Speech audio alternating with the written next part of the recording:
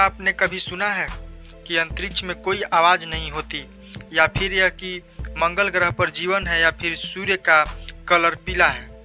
पर सवाल यह आता है कि इनमें से कितनी बातें सच है। आज मैं आपको इसी तरह के अंतरिक्ष के बारे में 10 मिथ्स बताऊंगा, जिनकी असलियत सुनकर आप भी चौंक जाएंगे। तो इस वीडियो को मिस मत कीजिए, क्योंकि ये आपके सारे मिथ्स को दूर कर देगी। तो चलिए बिना टाइम पास किए शुरू करते हैं आज की ये वीडियो। मिथ नंबर 1, अंतरिक्ष में कोई आवाज़ नहीं होती।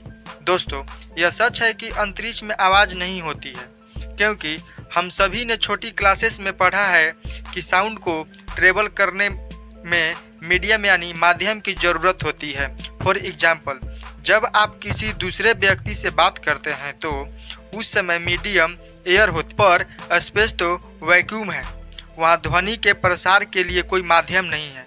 लेकिन इसके कुछ अपवाद भी हैं, क्योंकि अंतरिक्ष में कुछ जगह पर प्लाज्मा के कण मौजूद होते हैं और वैज्ञानिक स्पेसक्राफ्ट्स का यूज करके प्लाज्मा के वाइब्रेशन को रिकॉर्ड कर सकते हैं और उन वाइब्रेशन सिग्नल को साउंड में बदल सकते हैं। मिथ नंबर 2, अंतरिक्ष यान में जाकर आप तुरंत भारहीन हो जाते हैं। अक्सर फिल्में और टीवी शो में दिखाया जाता है कि एस्ट्रोनॉट्स अंतरिक्ष में प्रवेश करते ही भारहीन दिखते हैं। इससे यह मिसकंसेप्ट बन गया है कि भारहीनता या वेटलेसेंस अंतरिक्ष में प्रवेश करते ही हो जाती है। इसके पीछे की सच्चाई को जानने से पहले हमें वेटलेसन यानी भारहीनता को समझना पड़ेगा। वेटलेसनेस तब होता है जब हम कोई ऑब्जेक्ट फॉल होता है, यानी कि आसमान से नीचे गिर रहा है और उस पर गुरुत्वाकर्षण के अलावा कोई अन्य बल कार्य नहीं करता। इस कंडीशन में तैरने का अनुभव होता है, जिसमें आमतौर पर जीरो ग्रेविटी का कहा जाता है। फॉर एग्जाम्पल, जब एक स्काई डाइवर जंप करता है तो नीचे गिरते वक्त वो ऑलमोस्ट वेटलेसनेस फील करता है। यहाँ मैं ऑलमोस्ट वर्ड का यूज कर रहा हूँ, क्योंकि स्काई डाइवर को एटमॉस्फेयर का रेजिस्टेंस भी फेस करना पड़ता है, बट स्पेस में ऐसा कुछ नहीं होता है। चलिए इसे थोड़ा अच्छे से समझते हैं कि यह होता क्या है। आप एक रॉकेट को ऊपर की ओर लॉन्च करते हैं, जिसकी स्पीड ज़्यादा नहीं होती है, तो वो ऊपर जाकर कुछ डिस्टेंस ट्रेवल करके नीचे गिर जाएगा। अगर आप उसकी स्पीड थोड़ी बढ़ा दें तो वह पहले से ज़्यादा दूर जाएगा और नीचे गिरेगा।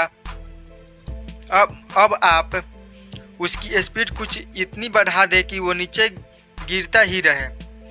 मैं क्या कह रहा हूँ आप इस एनिमेशन में देख सकते। कुछ इसी तरह कोई स्पेसक्राफ्ट अर्थ ऑर्बिट करता है, या यूँ कहूँ कि निरंतर अर्थ की ओर नीचे गिरता रहता है, और चूँकि ये फ्री फॉल में होता है, इसमें बैठे एस्ट्रोनॉट्स वेटलेसनेस फील करते हैं।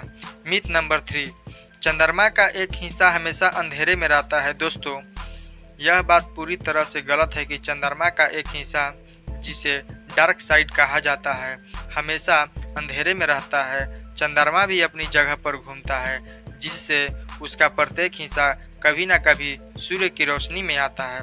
आप इस वीडियो में देख सकते हैं कि जैसे जैसे मून अर्थ के अराउंड घूम रहा है, वैसे ही मून के डार्क साइड पर भी सनलाइट आ रही है।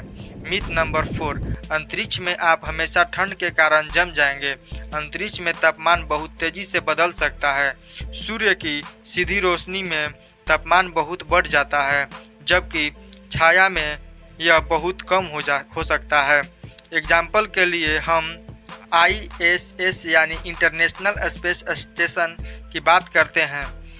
उसके एक साइड जहां सनलाइट डायरेक्ट पड़ रही है, वहां पर टेम्परेचर 100 डिग्री सेल्सियस से भी ऊपर रहता है। इसकी ऑब्जेक्टिव साइड को छाया में होती है, वो 100 डिग्री सेल्सियस से भी नीचे रहती है। जब एस्ट्रोनॉट स्पेस ब्लॉक के लिए बाहर जाते हैं तो उनका स्पेस सूट इस तापमान को नियंत्रित रखने में मदद करता है, ताकि अंतरिक्ष यात्री सुरक्षित रहें।